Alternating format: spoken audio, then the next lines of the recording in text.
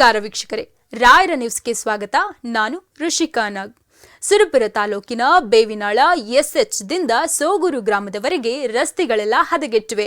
ಮರಳಿನ ಟಿಪ್ಪರ್ಗಳು ಓಡಾಡಿ ಹಳ್ಳಿಗಳು ಬಿದ್ದಿವೆ. ವಾಹನ ಸವಾರರು ಸಂಚರಿಸಲಾಗದೆ ಹೈರಾಣವಾಗಿದ್ದು, ರಸ್ತೆ ಸರಿಪಡಿಸದಿದ್ರೆ ಉಗ್ರ ಹೋರಾಟದ ಎಚ್ಚರಿಕೆ ಕೊಟ್ಟಿದ್ದಾರೆ.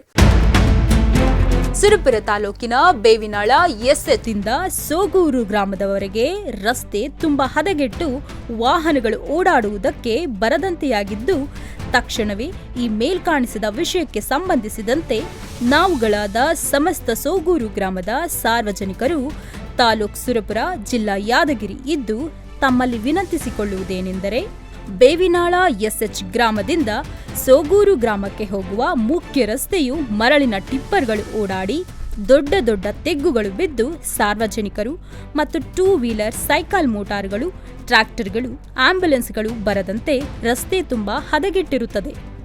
ಯಾರಾದರೂ ಚಿಕಿತ್ಸೆಗಾಗಿ ಬರಬೇಕೆಂದರೆ ಈ ರಸ್ತೆಯ ದಾಟುವಷ್ಟರಲ್ಲಿ ತಮ್ಮ ಪ್ರಾಣ ಕಳೆದುಕೊಳ್ಳುವ ಸಂಭವವಿರುತ್ತದೆ.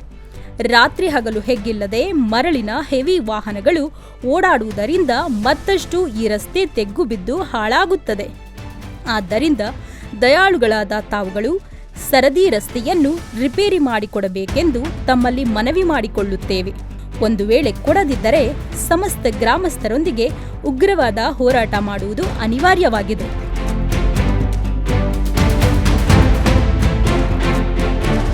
ಇದಾಗಿತ್ತು ಈ ಕ್ಷಣದ ರಾಯರ ನ್ಯೂಸ್.